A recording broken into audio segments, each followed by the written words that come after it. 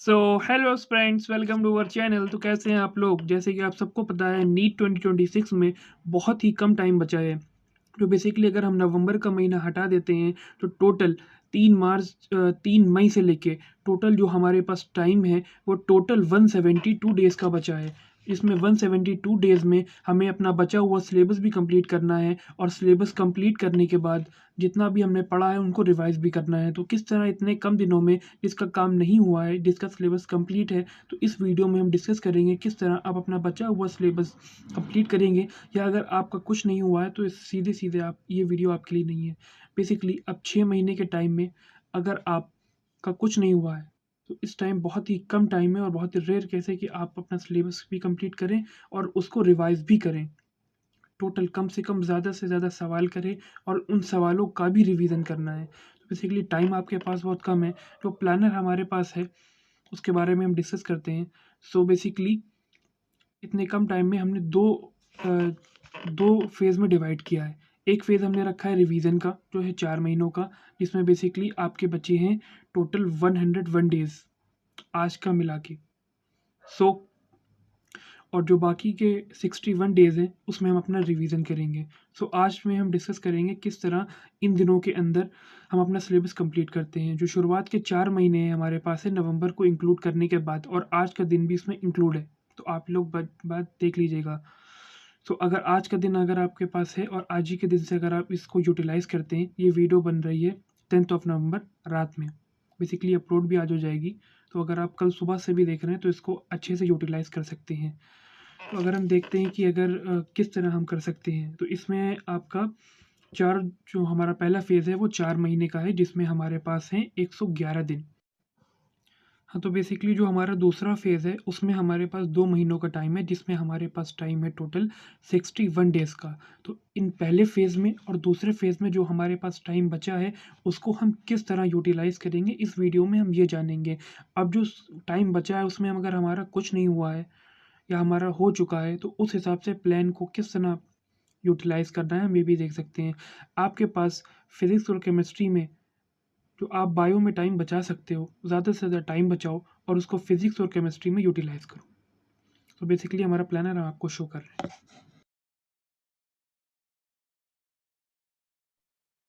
So hello friends, welcome to our channel. तो कैसे हैं आप लोग? नीट 2026 में जैसे कि आप सबको पता है टाइम बहुत ही ज़्यादा कम बचा है। तो हमारे पास इसमें टोटल ड्यूरेशन आती है, वो आती है हमारे पास टोटल 172 डेज़ की, जिसमें हमें रिवीजन भी करना है और अपना बचा हुआ पढ़ा हुआ उसको दोबारा रिवीजन भी करना है और सिलेबस भी कंप्लीट करना है। तो बेसिकली हमने इसको तोड़ा है 2 फेजेज़ में। जो हमारे पास पहला फेज़ है वो हमारे पास है रिवीजन का। अगर ये वीडियो आपने बेसिकली नवंबर में बनी है, इस 10th ऑफ नवंबर में ही अपलोड होगी। तो बेसिकली पहला फेज़ है हमारे पास 4 महीनों का, जिसमें बचे हैं 111 डेज़। जो दूसरा फेज़ है वो हमने रखा है रिवीजन का, जिसमें है हमारे पास टोटल 61 डेज़। जो टोटल ड्यूरेशन आती है वो आती है हमारी इसमें 172 डेज़ की।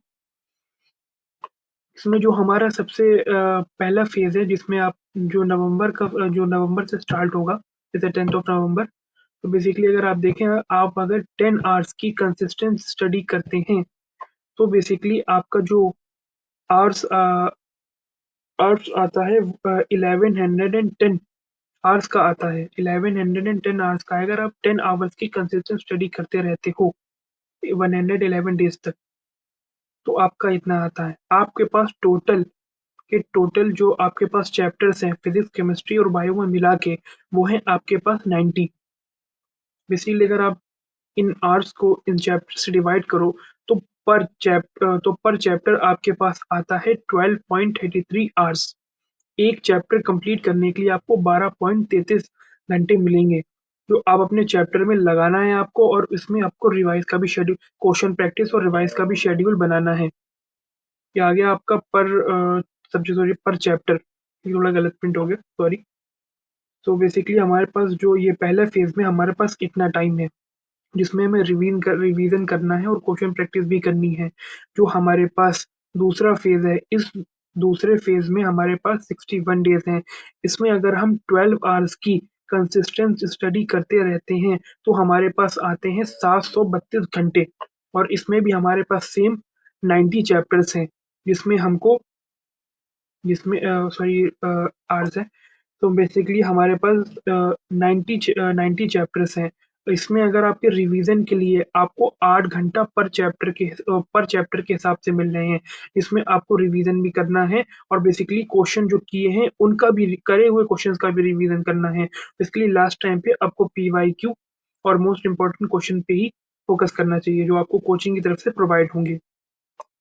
अगर आप 12 आवर्स की स्टडी रखते हो तो आपका रूटीन ये रहेगा।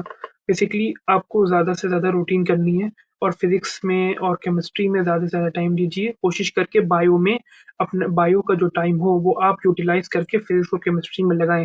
बेसिकली इस 12 आवर्स को कम से कम 14 आवर्स की स्टडी पे दें। बेसिकली इन सपोज अगर आप 10 आवर्स की स्टडी करते हैं तो आपके पास आते हैं टोटल 610 घंटे।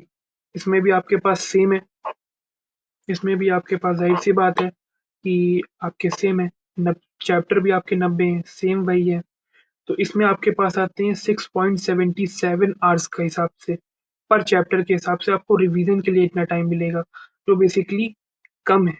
फिजिक्स और केमिस्ट्री में कम है। अगर आप एक रिवीजन सीरीज भी ज्वाइन करते हो तो बेसिकली बायो का जो चैप्टर होता है, अगर लास्ट टाइम पे आप ज्वाइन कर रहे हैं, बायो में टोटल अप्रॉक्सीमेट 30 चैप्टर्स हैं, तो आपके 5 टू 7 आवर्स का कम से कम आपका लेक्चर ही होगा। तो कब आप रिवीजन करोगे, कब आप काम करोगे। रही बात फिजिक्स में जो बहुत ज़्यादा इंपॉर्टेंट चैप्टर्स है, उसमें आता है यूनिट एंड डायमेंशन आपका, दूसरा आता है आपका काइनेमैटिक्स, तीसरा आता है आपका लॉज ऑफ मोशन, फिर उसके बाद आता है आपका work power energy, gravitation. Basically इसमें रोटेशन ऐड नहीं है, आप लोग रोटेशन चैप्टर को भी इम्पोर्टेंट है, तो आप लोग ऐड कर लीजिएगा।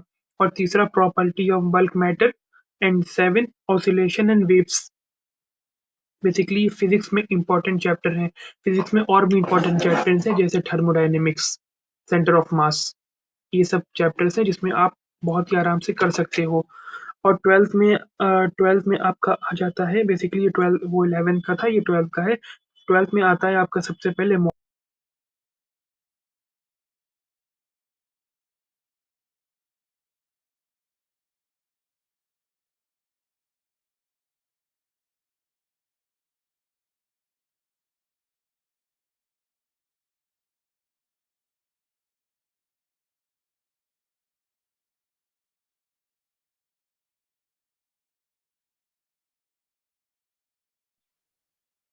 हम्म, तो हमारा 12th में आता है सबसे पहले आपका इलेक्ट्रोस्टैटिक, फिर उसके बाद आता है आपका करंट इलेक्ट्रिसिटी, फिर हमारा जो थर्ड चैप्टर है वो आता है मैग्नेटिज्म, फोर्थ आता है हमारा electromagnetic induction and alternate current. Basically आपको सारे जो पॉइंट्स हैं वो इसमें मेंशन है। फिर आता है आपका रे ऑप्टिक्स, फिर आता है आपका मॉडर्न फिजिक्स जो बहुत ही ज्यादा इंपॉर्टेंट है।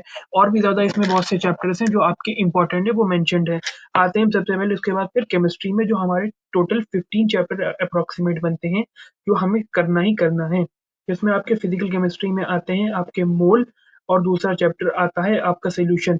Mole is a basic concept, सबसे ज्यादा बेसिक और वो चैप्टर है जो आपका पूरी फिजिकल में साथ देने वाला है। फिर आता है आपका फिजिकल का तीसरा चैप्टर एटॉमिक स्ट्रक्चर, फिर आता है आपका केमिकल काइनेटिक, फिर आता है आपका थर्मोडायनेमिक्स, फिर आता है आपका last chapter chemical equilibrium. Basically आपकी 3 यूनिट्स के जो क्वेश्चंस हैं। फिर आपका इनऑर्गेनिक में आता है केमिकल बॉन्डिंग, जिसके लिए आपको पीरियोडिक टेबल जरूरी है, वो बेसिक है। फिर आता है आपका कोऑर्डिनेट कंपाउंड, फिर इन ऑर्गेनिक में आ जाता है आपका isomerism, GOC, hydrocarbon, biomolecule, haloalkene and haloarene, IUPAC. और बेसिकली आपका इनऑर्गेनिक में एक आ जाता है D block, F block and P block. Basically वो बेसिक चैप्टर्स हैं, वो जो आपको करने ही करने हैं। ये बेसिकली जो चैप्टर्स हैं वो आपको करने हैं, और इसमें बेसिकली जो फिजिकल और ऑर्गेनिक इनऑर्गेनिक है, इन सब पे जो सबसे पहले बेसिक्स चैप्टर्स हैं जो आपको पूरी ऑर्गेनिक, पूरी फिजिकल और पूरी इनऑर्गेनिक में साथ देंगे, वो बेसिक्स चैप्टर्स आपको करना ही करना है। बेसिकली हम इसमें आपको अलग करके एक एक चीज डिस्कस कर रहे हैं इस वीडियो में, जो आपको सारी चीजें मेंशन की हैं बेसिकली। और जो मेन बातें हमारी हैं, बेसिकली जो भी आप करिए, जो भी आप पढ़िए, दिन में उसको लिखिए कि कितना कंसिस्टेंट आप रह पाए एक दिन में, और डे बाय डे आपको उसको इंक्रीज करना है। तो आपका 10 आवर्स का ये आपका शेड्यूल है पहले फेज का, वो बेसिकली एक आपको शेड्यूल वाइज है। बेसिकली आपका जैसा रूटीन है, जैसी आपकी तैयारी है, उस हिसाब से आपकी अपनी स्टडी को मैनेज करके उसको करना है। बेसिकली इसमें आपको सारे पीडीएफ हैं, बेसिकली आपको सारी चीज़ें बता दी गई हैं, पूरा प्लानर है किस तरीके से आपको आगे आने वाले टाइम में अपनी चीज़ों को मैनेज करना है। तो टाइम कम है मेरे फ्रेंड्स, बेसिकली हमने वीडियो बनाई है, इसमें मेहनत की है। और बेसिकली बायो में आपको सबको पता है कि बायो में तो आपको सब के सब चैप्टर्स करना है, और केमिकल बॉन्डिंग वो चैप्टर है जिससे सबसे ज़्यादा क्वेश्चंस बनते हैं। बेसिकली आपका ये फिजिकल हो गया, या आपका इनऑर्गेनिक हो गया, और ये हो गया आपका,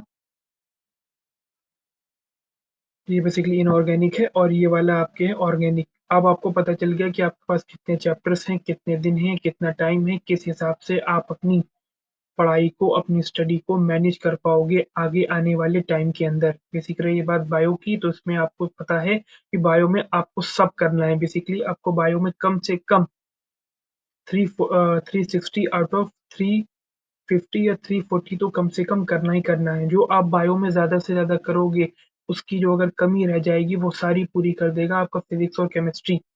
बल्कि फिजिक्स और केमिस्ट्री की जितनी अगर आपकी कमियां रह जाती हैं, बायो में आपको टाइम दे के, बायो को यूटिलाइज करके वो सारी चीज़ें आप अपने आप कर सकते हो। तो ये था बेसिकली आपका पूरा प्लान, जो हमने आपको 3 पेज में आपको दिया है।